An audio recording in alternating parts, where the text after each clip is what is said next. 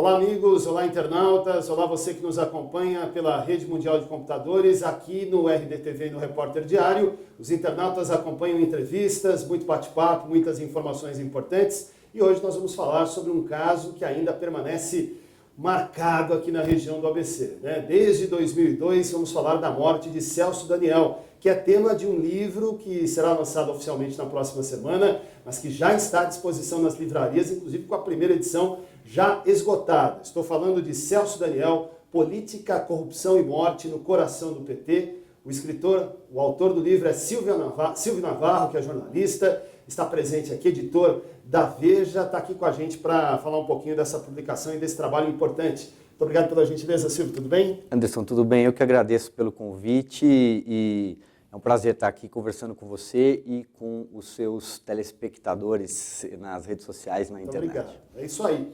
O Silvio que está lançando esse livro, bem, já falei, quantos já vendeu na pré-venda? A primeira edição com 10 mil foi esgotada. 10 mil exemplares já vendidos. Me fala uma coisa, primeiro como é que nasceu a ideia e fala um pouco sobre esse trabalho que deve ter consumido bastante tempo aí da tua rotina, né? Anderson, esse projeto, eu chamo de um projeto mesmo, porque ele durou 4 anos. Ele começou em janeiro de 2012, na época eu era repórter do jornal Folha de São Paulo, e eu escrevi um texto para lembrar dos 10 anos da morte do prefeito Celso Daniel. E dizer que ao longo de uma década o crime havia adquirido contornos de uma verdadeira novela policial e sem um desfecho na justiça. É importante a gente lembrar que os réus, na época, só foram condenados em 2012 e o mandante, segundo o Ministério Público, apontado como mandante do crime, jamais foi levado a júri popular. E nunca será, porque ele morreu há praticamente um mês. Nesses 4 anos foi um trabalho hercúleo de pesquisa. Para você ter uma ideia, o processo físico, a papelada do caso Celso Daniel, lá na vara de Itapecerica da Serra, ele tem praticamente 20 mil páginas. Não é exagero dizer para você que você precisa de uma Saveiro, de uma Kombi, uma caminhonete para tirar aquilo, porque aquilo, inclusive, boa parte não está digitalizada. São papéis antigos. Fora isso, você tem vários inquéritos policiais apensados. É importante a gente lembrar que esse crime é um crime envolto em muita mística. São várias mortes correlatas, vamos dizer assim, inclusive eu me debrucei a tentar desmistificar algumas delas, né? Então foi uma coisa muito grande, o trabalho de pesquisa muito grande. Depois, localizar pessoas relacionadas a esse caso tanto tempo depois. E ninguém quer falar sobre o Celso Daniel, eu te digo, ninguém. Sejam políticos, sejam empresários, sejam testemunhas, ninguém. O nome do Celso Daniel, ele é envolto, como eu disse para você, em muita mística, né? E as mortes ao redor fizeram com que ele virasse, como eu disse agora há pouco, uma verdadeira novela policial. Então, foram 4 anos. Isso que interessou, né? Sim, eu fiquei obcecado por esse caso, como jornalista. A gente é muito curioso. E, sobretudo, meu grande ponto nessa história era por quê? Polícia, Ministério Público e depois os senadores na CPI dos Brincos chegaram a conclusões tão diferentes sobre o caso, né? Sendo que os personagens são os mesmos.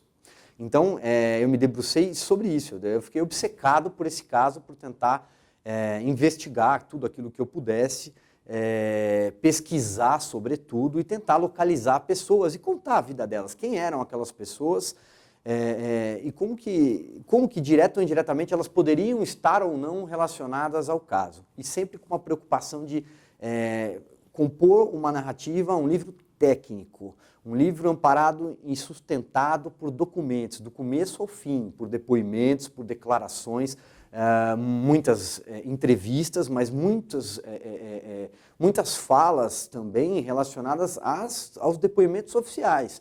Em muitos casos, você encontrou o off e não o on, né? São testemunhas, são pessoas que não querem falar.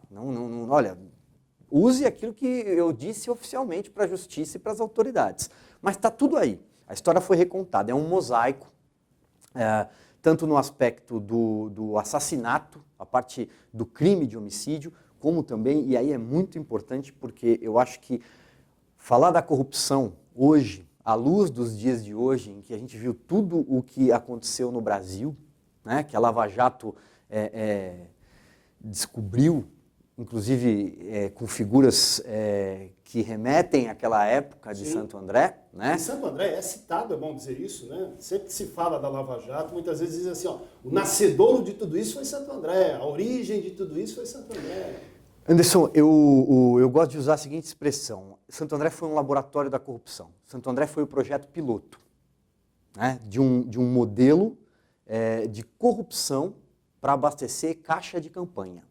Né? Você tem políticos, um partido com um projeto que hoje a gente sabe que era um projeto de poder, figuras bastante ambiciosas e gananciosas, empresários interessados em contratos públicos e dispostos a repassar parte deles para abastecer caixa 2 de campanha. A diferença é que o que aconteceu em Santo André, diferença não, porque também em larga escala na esfera federal, hoje a gente acabou descobrindo isso, houve uma espécie de caixa 3. Algumas pessoas passaram a pegar dinheiro para o próprio bolso, para enriquecimento pessoal. Né? Então, mas o que aconteceu em Santo André e do Celso morreu em janeiro de 2002.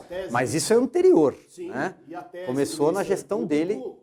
Dita várias vezes exatamente isso. Quando você fala do caixa 3, é alguém colocando dinheiro no bolso que fez com que Celso Daniel, em tese, tivesse levantado contra essa questão e foi morto por causa disso. Existe um ponto que durante muitos anos houve uma áurea ao redor da figura do Celso Daniel, de que o Celso era um paladino da ética. Não é verdade. O Celso era conivente a um roubo altruísta, vou dizer assim. Um roubo para o partido, um roubo pela causa. A causa era o PT. E hoje a gente sabe que a causa era um projeto de poder, né? Em larga escala, na esfera federal. Não à toa, o Celso Daniel, quando foi morto, tinha se desligado da prefeitura de Santo André para coordenar a campanha vitoriosa do presidente Luiz Inácio Lula da Silva, né, que era a mais próspera delas. Eles tinham um projeto muito bem estruturado, o Lula tinha muita chance de ganhar aquela eleição, e como ganhou? Com alta aprovação, e depois governou o Brasil durante 2 mandatos. Né? Então, essa figura do Celso como paladino, ela é desconstruída. O Celso, ele era conivente ao roubo para o caixa 2. O que ele não aceitava e o que ele não topou é que algumas figuras pegassem recursos para enriquecimento pessoal. E algumas figuras estavam enriquecendo muito, tornando-se prósperos empresários, inclusive fora das fronteiras do ABC, fora das fronteiras do estado de São Paulo, em outros estados. Cito, por exemplo, Mato Grosso e Ceará. É mesmo. Isso você descobriu fazendo a investigação. Sim, isso tem toda a parte de pesquisa e de investigação. Está no livro. E aí você tocou num ponto interessante, que você disse que a Lava Jato chega a Santo André. De fato, a Lava Jato chegou a Santo André.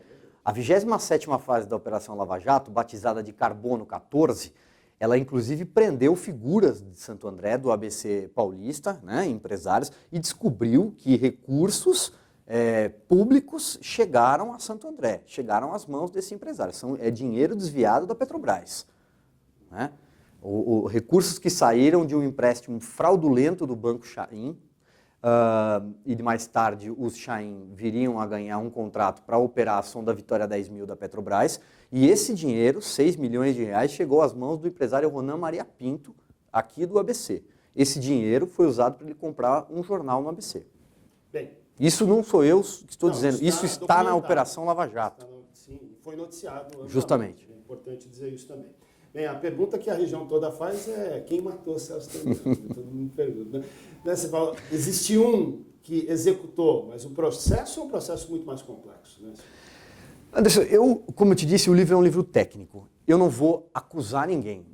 A ideia foi reconstituir tudo o que acontecia naquela época, principalmente à luz do hoje, à luz do que se sabe hoje, pensando que os fios foram amarrados com a Operação Carbono 14, citar todos os personagens possíveis, revisitar o caso e montar um mosaico para que o leitor chegue e tire as suas próprias conclusões. E eu não posso fazer spoiler, né, Anderson? Senão ninguém vai comprar meu livro. Quem vai responder é o leitor. Legal. Exatamente. E ficou da maneira como você queria? Ficou. Estou muito satisfeito. Quantas páginas de livro tem aqui? O livro tem 238 páginas. Tem um encarte com fotos também, porque é interessante para quem Às vezes a gente fala alguns nomes de algumas figuras e muita gente não se lembra do rosto, de como era Santo André. Algumas curiosidades, tem foto do Celso Daniel jogando basquete, ele era obcecado por basquete, né? Um hábil ala canhoto do Pirelli, do time de veteranos. Tem algumas curiosidades, tem algumas peculiaridades. Como eu te disse, um livro que o intuito dele foi recontar, reconstituir à luz dos dias de hoje. Entendi, porque ficou durante muito tempo essa questão do crime comum, a tese da participação em um esquema de corrupção dentro de Santo André, ficou muito claro. Claro. Há elementos que ainda justifiquem a tese do crime comum? A tese do crime comum é a tese da polícia. A polícia concluiu muito rápido a investigação naquela época e prendeu a quadrilha da favela Pantanal. Inclusive, nem todos os suspeitos foram presos, né? Foram 6 presos, mas há algumas curiosidades. Por exemplo, poderia ter mais gente na cena do crime e por aí vai. A polícia não acredita na tese do crime de mando, porque a polícia não se interessou em investigar o crime de corrupção em momento algum. O interesse da polícia era, sobretudo, concluir o crime urbano. Para a polícia, o Celso foi sequestrado e morto. Agora, o livro aponta, inclusive, aquilo que são algumas lacunas nessa investigação policial, né? É isso aí, o sequestro de Celso. O livro começa às 23 horas, 19 minutos e 33 segundos. Exatamente. O livro começa... O livro começa, inclusive, com isso que você acabou de ler, esse trecho, que é um trecho inédito, que é o rádio da Polícia Militar. A atendente sendo acionada pelos moradores daquela que chama a região dos Três Tombos, na Zona Sul, perto ali da rodovia Anchieta, onde o carro foi arrebatado por uma Blazer e por um Santana. E havia um terceiro carro na cena. Tinha um terceiro carro? Tinha um terceiro carro, Anderson. Tá? Tem testemunhas que viram um terceiro carro. Mas isso a polícia não investigou. Mas está aqui? Está aí, está tudo aqui aí. Também? Ó, sensacional. Bem, para quem tiver interesse, dá para encontrar o livro em qualquer uma das livrarias? A segunda edição já está nas livrarias. Já está nas livrarias? Já está nas livrarias. Antes do lançamento. Antes do lançamento. Lançamento é na semana que vem. Então, e o lançamento? Convido o povo aí para participar. Lançamento terça-feira no Conjunto Nacional, na Livraria Cultura, ali na região da Avenida Paulista. Tá ótimo. Silvio, parabéns pelo trabalho. Vamos saborear aqui o livro. Tenho certeza que muitos dos que estão nos acompanhando terão grande interesse nesta obra. Celso Daniel, Política, Corrupção e Morte no Coração do PT. Tudo a ver, é uma chaga aberta ainda para nós, principalmente aqui da região do ABC. Parabéns pelo trabalho, grande abraço, foi bom tê-lo aqui e até uma próxima oportunidade. Eu que agradeço, Anderson. Muito obrigado. Muito obrigado. Repórterdiario.com.br, outros vídeos, outras entrevistas, você confere aqui no RDTV. Grande abraço, até a próxima.